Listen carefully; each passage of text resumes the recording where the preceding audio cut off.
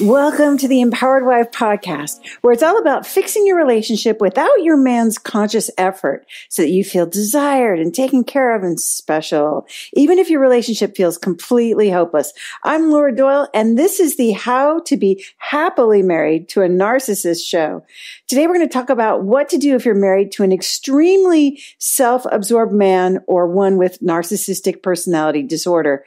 My guest Carol's husband was diagnosed with a narcissistic personality disorder, and he was so angry that a marriage counselor told her to get a restraining order. So she did, and they separated by court order. But she not only saved her marriage, she made it safe and loving again. She's going to tell us how she did it. Then I'll be giving out the award for the worst relationship advice of the week, which you have heard repeated at least 1,000 times. But what if it's just the opposite of what would bring you closer? All that is coming up. But first, I wanted to thank you for all your emails and reviews telling me how much you love the Empowered Wife podcast. And I'm loving hearing that. I read every review on iTunes, and they just make me so happy. If you haven't reviewed the show yet, please do. Hop onto iTunes and write one, because every review is precious to me. It's encouragement for me, and it's a contribution to the mission to end world divorce, and it's easy to do. Now, on to the topic of extremely self-absorbed men with NPD, narcissistic personality disorder. Being married to someone who is preoccupied with his own attributes is lonely and it's tiring. When you're in a relationship with a narcissist, hypersensitivity is the norm. It's frustrating when you make a comment and he gets defensive at the perceived attack. You didn't even intend one. Narcissists are known for having challenges in sustaining satisfied relationships. Well, of course they are. They lack empathy, and they are busy building up themselves to be more important than they are. So can being married to a narcissist ever really be gratifying? Can someone so self-absorbed ever bring the tenderness and the thoughtfulness and the admiration that every wife craves and deserves? There's so much out there about how this situation is 100% hopeless if you've married someone with this disorder. But is that true? Is it beyond your control to be happily married to the man you fell in love with if he has this affliction? In my experience, your narcissist can and will bring the tenderness when you do this just for a month as an experiment. You ready?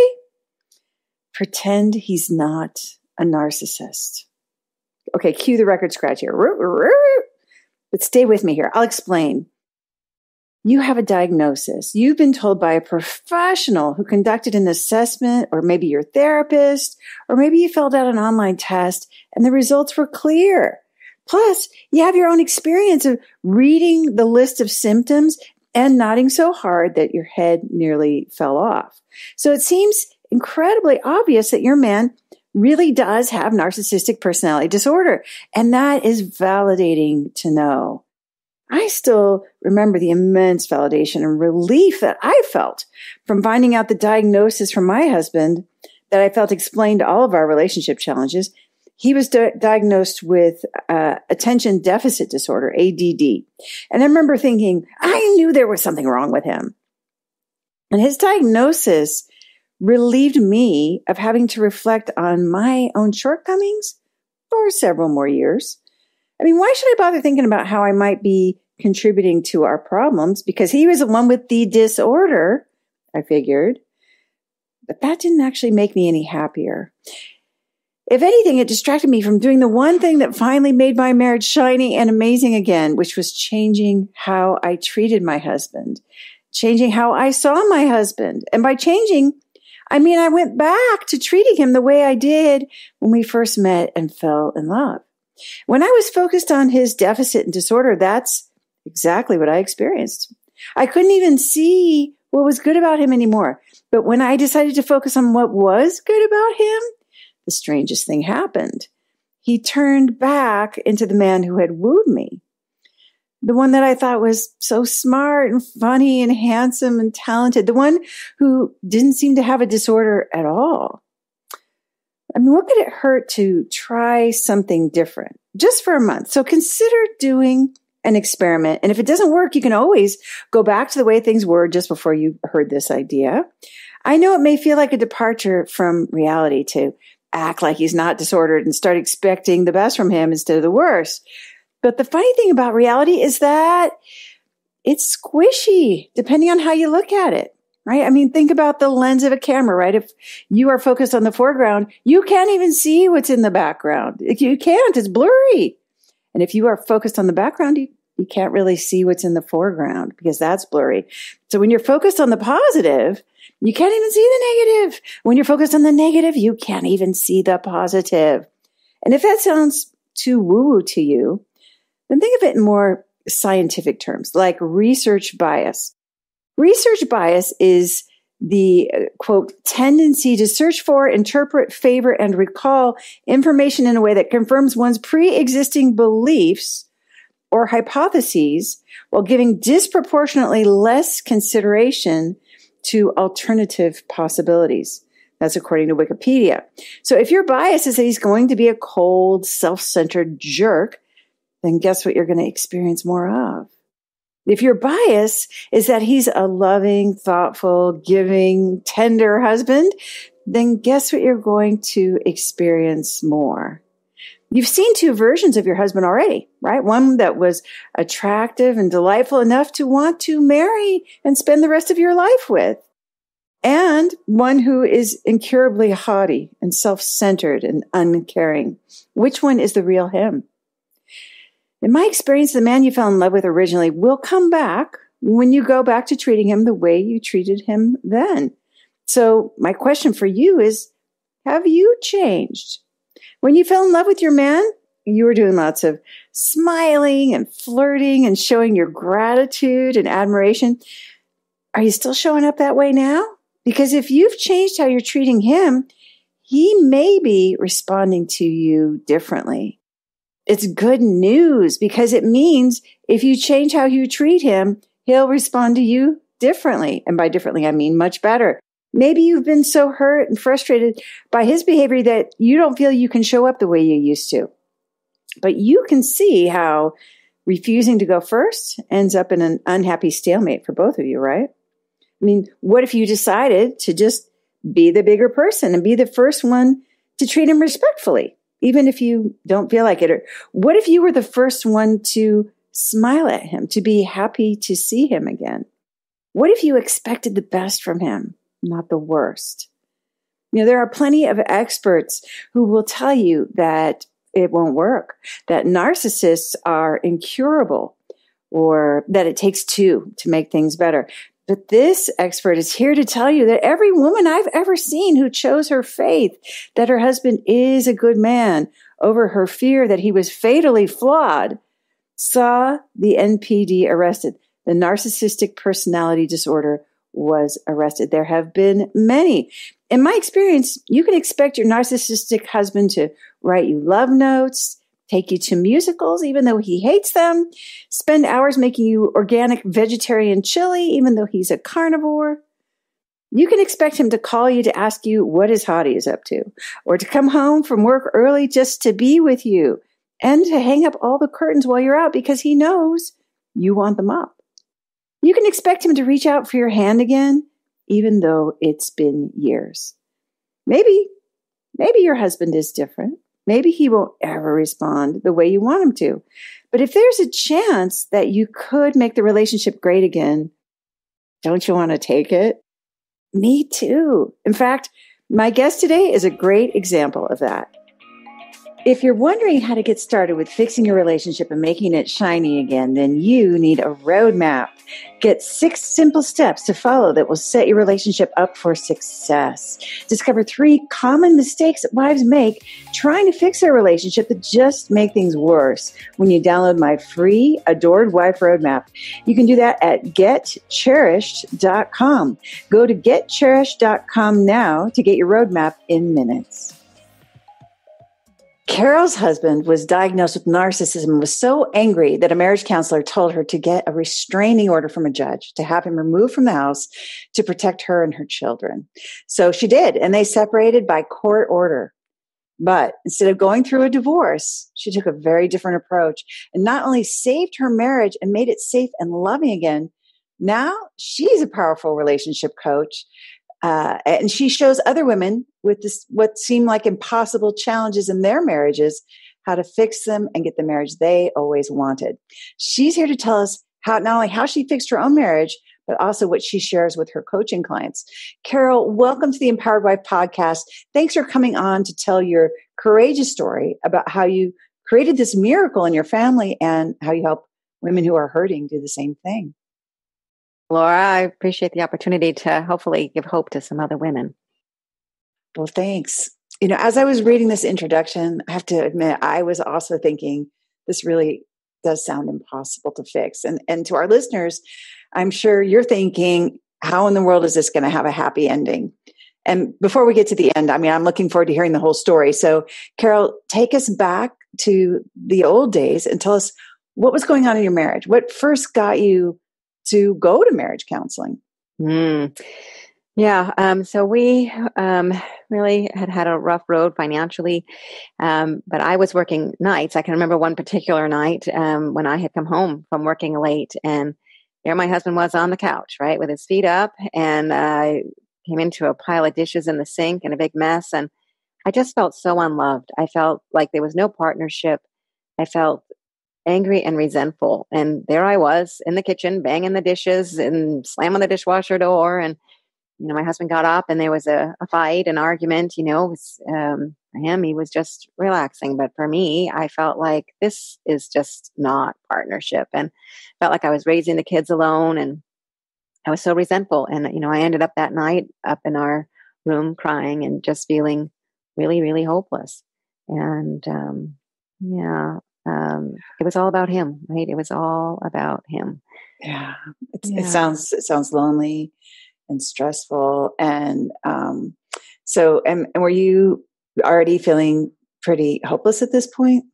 I was. We were married, it was 26 or 27 years at that point. So this was nothing new. Like, there was a long history. And,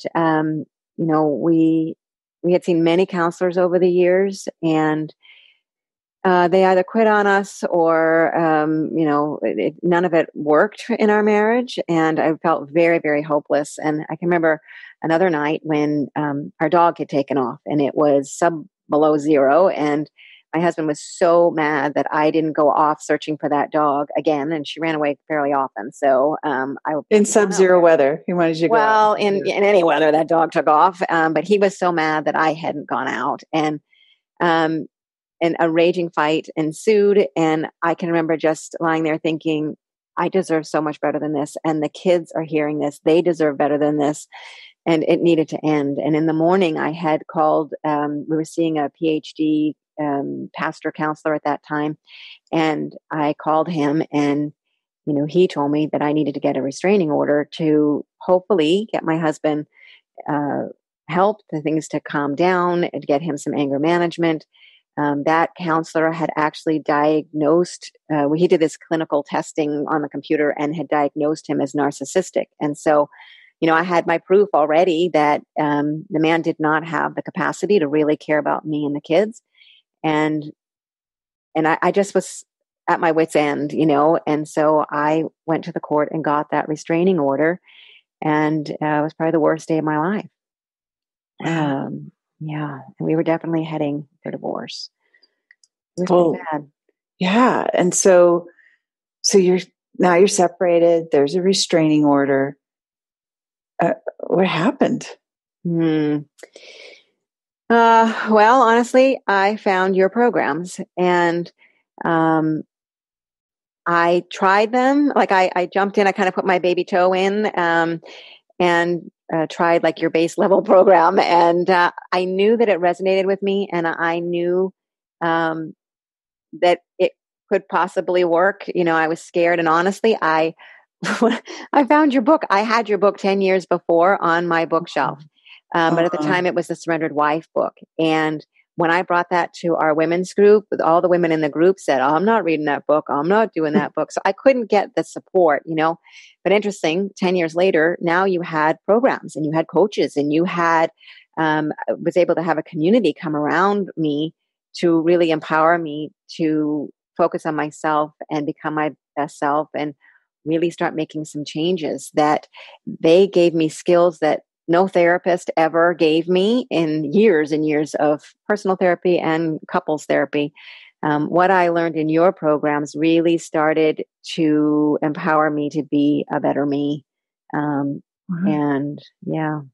And so that in turn improved the marriage, it sounds like. So looking back, what's something that you started to do differently that turned out to be really important for fixing your relationship? Yeah. So one of the huge insights that I had was just how empty I was. I had no idea that when I was raising my 3 children and homeschooling and working and, I coordinated all kinds of activities and volunteering at church and scouts and all those things.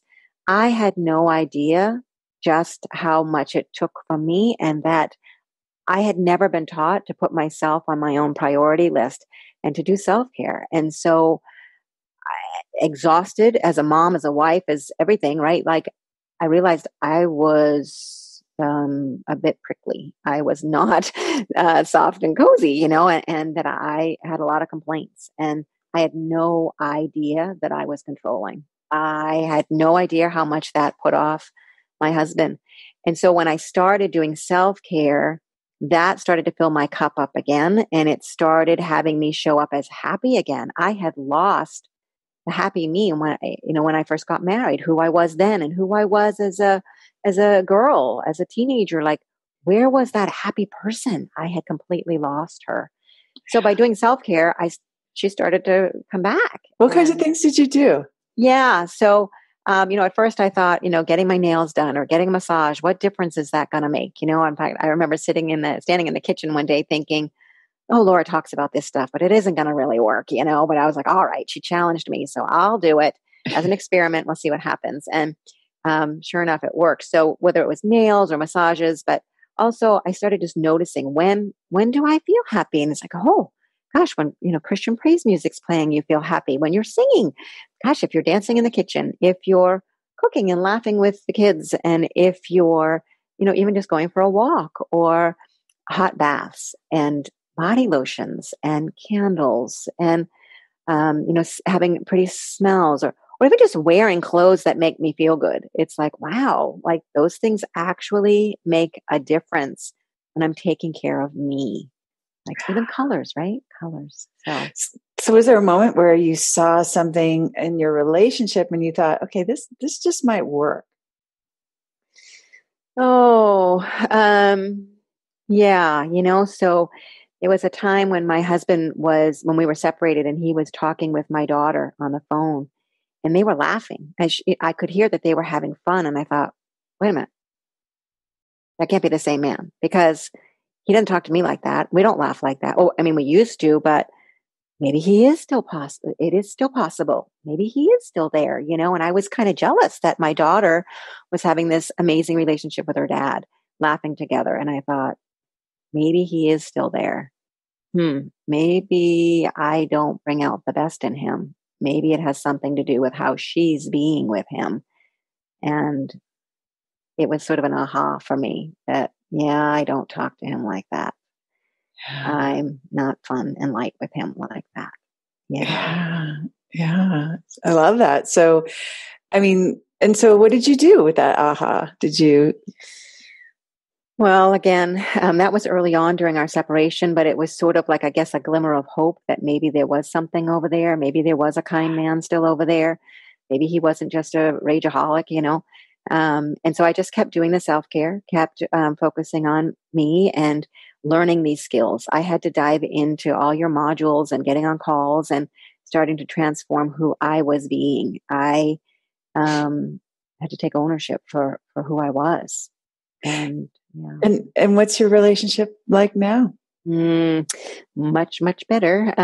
So definitely, now I have a man who actually does dishes and he does cooking. He'll come home and give me a kiss every night and tell me that he loves me, and he does laundry too. And, he takes care of me, checks the oil in the car. Like he definitely wants to be sure that I'm safe and happy. And, he texts me and calls me several times a day, that it's definitely, much different than it had been for years. And we're actually going to be celebrating our 30th wedding anniversary. So that's nothing short of a miracle. Wow. I love that. And was there a moment when you kind of looked around and said, okay, I did this. I fixed this marriage? Well, it's interesting. There was a time when we were all skiing, and my son and his girlfriend and his best friend were in the lift in front of us, and my daughter and my husband and I were in the lift, the seat behind. And I remember just looking up, and the snow had started coming down, and it was just a beautiful, beautiful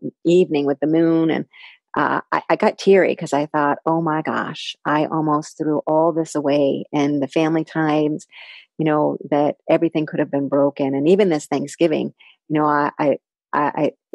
got to travel to my elderly parents' house, and just being there all around the table. We were missing my oldest son because of his work, but to have our family together, that's always was the most important thing to me, was to have an intact family, because I feel like that's so important for my children. And I deserve that too. My parents divorced when I was a senior in high school, and I know the brokenness as a kid.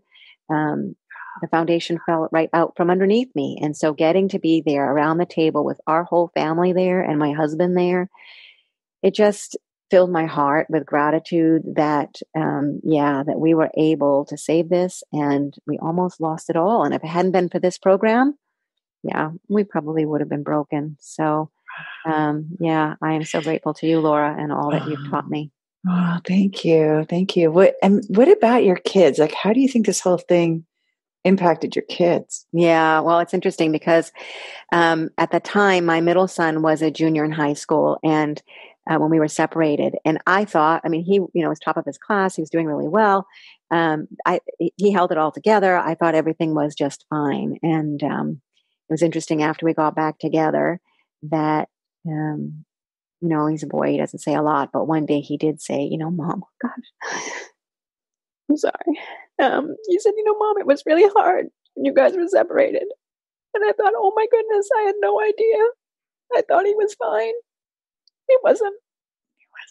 And so I'm just so grateful that, we found a different way, and that it wasn't my fault. It wasn't my husband's fault. We were just missing skills. We were missing key skills. And that's why I'm a coach. And that's why I'm so committed to this program, because every woman, every family, every kid deserves an intact family. Yeah. Carol, I know there's a woman who's listening right now who is thinking, but my marriage is really hopeless. And she is now having to ask herself, well, is it really hopeless? Like, if Carol can do this, maybe I can do this. What is your best tip for her?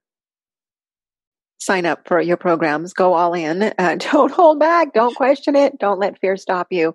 Invest in yourself and be your best self, and that you can do this. Miracles happen every day in our community here, and she deserves it. She deserves, and her children, her husband, everybody in that family deserves the hope that they can get by doing this work. So you're a coach in the Ridiculously Happy Wife program, and you also have private coaching clients. What's something inspiring you've witnessed from your clients recently? Oh gosh, Laura, there's so many. I just love, it fills me up, the success stories. One in particular was a woman who had divorced her husband after he had an affair. And she had gone on, she had dated, she had marriage proposals, she almost got married. But in her heart of hearts, she knew that she really did love her ex-husband, and that she really wanted their son to have an intact family. And so she actually joined coaching, and then her fear came up. She quit without ever having a call. But again, she came back because eventually she said a big yes to herself, and she came back, and we worked together.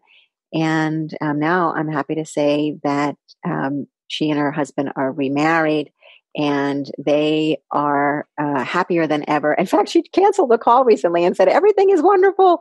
I don't need you this, that right now. We'll talk again in a couple of weeks. And I'm like, yay! I love it. That's awesome. Yeah. And that's, as a coach, that's where you always want your clients to get to that point. And so she did. So I love that story. Yeah. One of the things I love about your transformation personally too, Carol, is the part where you had this restraining order. I perversely love that, because it says volumes about how dark things were for you. And I know it's still uncomfortable to talk about on a public podcast like this, but yet you are here sharing it with us. And I wanted to ask why you would be willing to do that. Yeah, it is scary, Laura. But I want to give hope to another woman. It does not have to end in a bad way. It doesn't. I think it's a lie of society. Everybody around me told me I was going to be better off. I was still young enough. I'd find another guy. Like, it can all work. You'll be better off. You'll be happier. No, and my kids wouldn't have been happier. And so I just take a stand for every woman that you can transform things, even without your husband knowing. There are skills and tools that I just want to shout from a rooftop that there's things that we don't know that could make a huge difference. And our families deserve it. She deserves it. And I just want everybody to know, Yes. You're doing a great job telling an inspiring story. I mean, you saved your family, and I saw your picture from your Thanksgiving dinner with your whole family around, and you were saying how grateful you are to have your family all together, and that was very moving. And so, if it's all right with you, I'd love to include that picture in our show notes so people can see the family that you saved. Your story is so inspiring, Carol, and such an amazing example of what's possible when you have the right information and support and community. Thank you for coming on and sharing so authentically. Thank you for having me. And I really am so grateful for you, Laura. Thank you. If you're wondering how to get started with fixing your relationship and making it shiny again, then you need a roadmap. Get 6 simple steps to follow that will set your relationship up for success. Discover 3 common mistakes that wives make trying to fix their relationship that just make things worse when you download my free Adored Wife Roadmap. You can do that at getcherished.com. Go to getcherished.com now to get your roadmap in minutes. It's time for the Worst Relationship Advice of the Week award. It's the worst relationship advice of the worst relationship advice. Yeah, it's the worst relationship advice of the worst relationship advice of the week. And the relationship advice that is really making me mad is that communication is the key to a good relationship.